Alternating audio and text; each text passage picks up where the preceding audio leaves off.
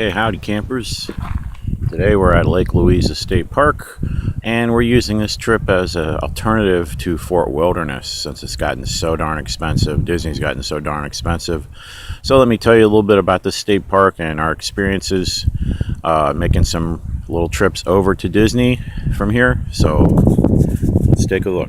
Let's first talk about the sites as compared to Fort Wilderness. As you can see, we have a very nice site. In fact, this is really nice. This is number 30, and there's fishing docks on the lake here. There's like 3 lakes that you're actually on that are close by. So the sites are very nice. I'll take a quick little tour of the campground. We're not going to look at every site, but it'll give you a really good idea of what things look like. So site-wise, you're going to get probably a better site, a little more privacy here than you would at Fort Wilderness as far as a campground site, you know, and plus advantage, you can have a fire. We haven't had time so far. We're here for Thanksgiving, part of Thanksgiving week.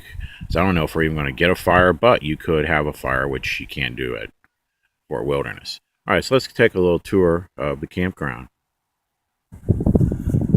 Okay, I decided to start at the entrance to the park. We'll just do a quick tour of the park and then get to the campground and show you that.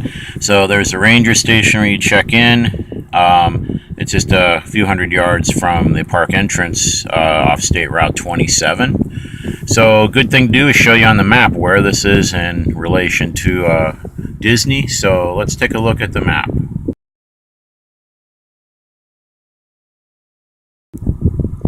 Alright, so now you know where it is. I want to take a quick tour. This is a fairly large park, as you can see, and topography is, kind of different than what you normally see in Florida state parks. So we're going to take a look. Let's go down, start going down the road. I'm not going to film the whole thing because it is about 3 miles. It's about 3 miles from this entrance right there I just showed you to the campground. So you go way back. Now I will tell you there is still, it must be angled towards Route 27 because you can hear it off in the distance, just barely. You can hear some road noise, just barely. So it's fairly quiet, the campground in most parts of the park, but there is some noise. And part of that's because this is elevated. So you can see we're going kind of uphill. There's like rolling hills through here as you go all the way back in the park. And that probably is why you can hear things from a distance. Okay, so there's like Lake Louisa over there. You're not on Lake Louisa at the campground. You're on 2 other lakes right between 2 of them. So you got these like little valleys, rolling hills type of scenery throughout as you go.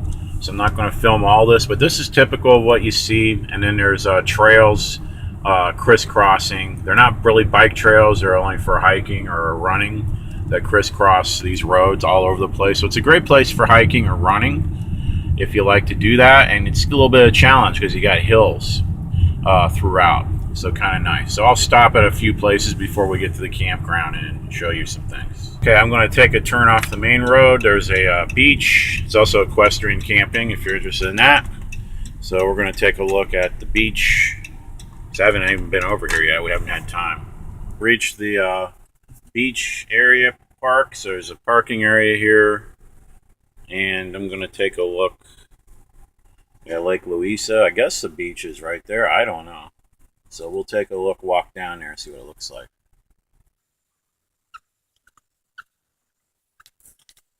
Swampy in here.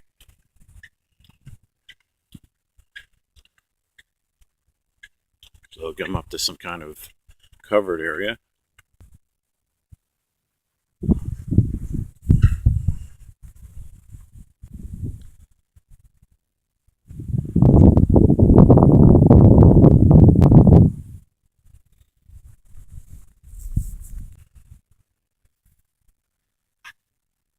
Oh, this is kind of interesting.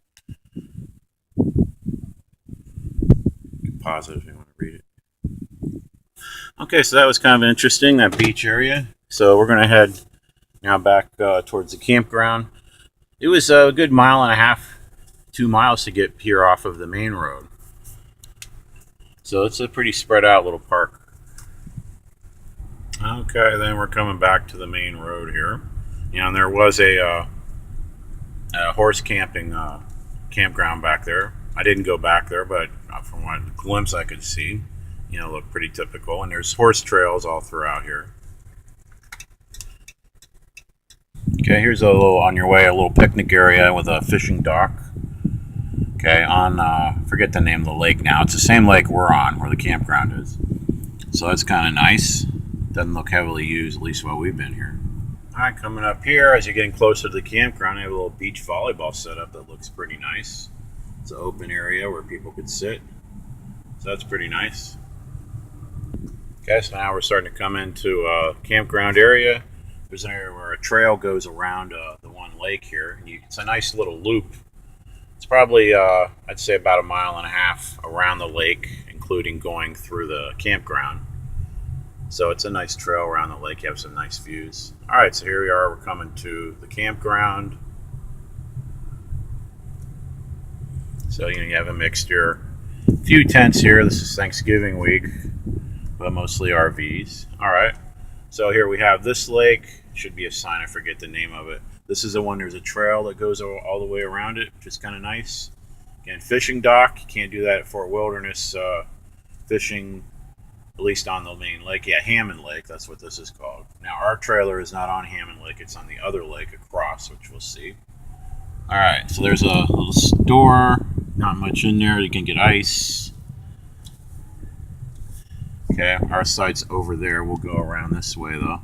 There's the bathrooms. And by the way, that one right there does have a place to wash dishes. And there is a coin-operated washer and dryer that actually also has a credit card thing where you can slide that instead of using change, which is kind of cool. Here's your dump station. All right, so we'll just take a buzz through here. You get an idea of what the campsites look like. There are a lot of pull-through sites. Pull-through sites here don't tend to be nearly as large, and they don't tend to have the views that some of the ones that are back-ends are, but this is pretty, that's a host there. But that's a typical pull-through site. All right, so you get an idea. So we got some, these are back-ends here. So they're, it's typical state park. You have a lot of vegetation in between sites, privacy. And some of these sites are pretty big or isolated, like that one. That's really nice. That's site 38. That's got a lot of privacy there. And there's comfort station. All right, so, the sites are pretty typical for Florida state parks, and nice Florida state parks anyway that I've been to. These back here don't really have any views of the lake or anything, although you're close to them, of course. Okay, here's an empty one. Okay, that's site 47. Again, that's nice and private. So that's pretty typical. So this area back here is mostly back end. Here's a typical pull-through site. So, very nice and convenient.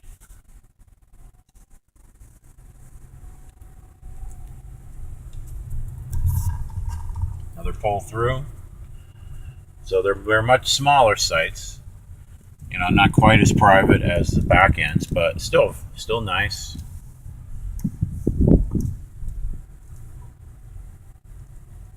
So this should give you a good idea of the kind of sites here. You can just look at the map. There's 80, I believe 80 sites here. There's another pull through.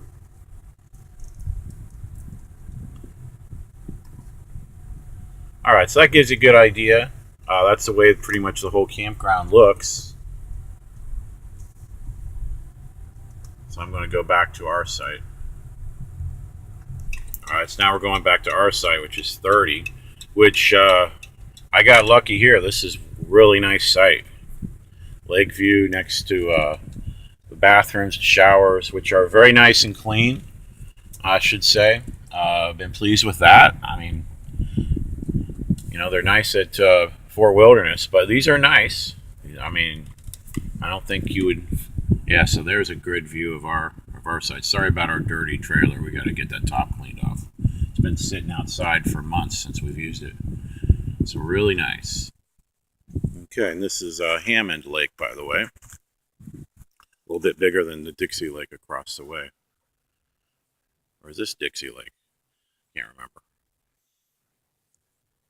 So this is a great view. This is one of the best sites. I'd highly recommend. If I come back here, I definitely would like this. The only thing I didn't like is we came in at night on Tuesday night. It was a little tricky pulling in here. You really need help pulling in at night. Somebody directing you, which I did, luckily. Out on the dock. It's going to do fishing a little bit. It's Thanksgiving, so we're going over to my brother's in the Villages. Now, Google Maps says the Villages is about 50 minutes away. At least the part of the Villages where he lives at, which is kind of on this side of it. So it's kind of convenient to the Villages. So let's pan out through here onto the lake. Is this Dixie Lake, Hammond Lake? I can't remember. There's two lakes. So nice lake. I'm going to fish for a few minutes. There's cabins. I'm sure those are way cheaper than the cabins at Fort Wilderness or Wilderness Lodge. I'm sure way cheaper. So I can't say what they look like, but they're off the main road. All right, so I'm going to do a little fishing here for a few minutes while we're waiting for laundry to be done. So far, I will show you. This is a really nice feature I haven't seen before. They got the canoe launch right off of this dock. So you just step down, and there it is. A little mucky there, but it looks plenty deep enough to launch. Because you're not allowed to have motorboats on these lakes here in the state park, which is nice. That kind of keeps things quiet. So I'm not sure if they have these at every dock, but they do have, I know, places to launch at every lake. So maybe it is at the docks that you launch. So that's a really nice feature of this park. Good luck fishing. So I don't know what the fishing is rated on these lakes here. I think there'd be some good fishing, but probably need to know what you're doing. Unlike Fort Wilderness, if you can actually go to the one fishing spot, that I've found for bass that you can fish on where they didn't hassle you, at least last time I was there. I mean, the fish are hungry. You usually catch something. But I didn't have any luck here. So it is nice that you can fish. All right, so I'm going to head back and we're going to head out for our Thanksgiving dinner. I will fill you in on, we're going to Magic Kingdom. So we'll see how that goes. The plan is that we're going to go early in the morning first thing, come back a little after lunchtime, relax, eat, have something to eat here instead of spending money at the park, and then go back to the park, get there around 6 or so. We have some fast passes for the evening.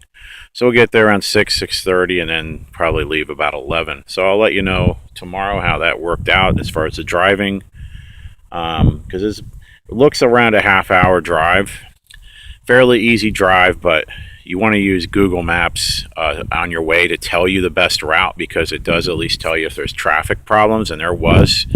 Yesterday when we went out, I-4 was all backed up, and it gave us a couple alternative routes that helped us avoid all that crap. So that definitely saved us some time. So definitely use Google Maps to tell you how to go and have it, on mobile, so you can tell if there's any traffic jams, because it does tell you that. All right, we'll check in with you tomorrow. So we did Magic Kingdom yesterday. So just some observations about doing that from this park. The drive's really a pretty easy drive. You can probably expect between 30 to 40 minutes to get to most places in Disney. It's going to depend on traffic. If there's a traffic jam or something, it could take longer. So it took about 35 minutes in the morning to get there. And then it took, when we came back here for lunch and to rest, late lunch. And then it took an hour to get back in the evening, because 192 was just kind of backed up a little bit. And then, so, I mean, it's very doable. I didn't really have a problem with that. Just keep in mind, staying off grounds anywhere where you're, a little bit ways away. And Magic Kingdom is just, I hate their parking. Their parking stinks. So it took almost 2 hours to get out of there and to get back here last night, just because of we left at closing, and it's backed up. You're waiting for the ferries. It's just the parking at Magic Kingdom sucks. I don't think that's an issue at the other parks, because you can just walk out the gate and go get your car. Magic Kingdom is probably the most complicated, longest lasting place to go when you're staying off site.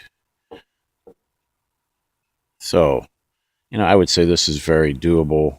You just got to keep in mind, it's going to take a little bit longer. It takes a little while when you're staying on grounds to get anywhere if you're using the bus system and the boats. But it definitely is going to take you longer staying here at this park. So you just have to not mind that. But you are saving so much money that it's crazy. I mean, for the amount of money we saved we stayed here 4 nights. That paid for all 3 tickets to Magic Kingdom, basically. So anyway, that's my thoughts. I highly recommend this park. I think this is a very nice park, and we didn't even get a chance to do a whole lot here. Next time we come, we very well might have time, I hope. So anyway, I hope that helps. If you'd like to support the site, just click on one of the Amazon links below, and we'll see you later.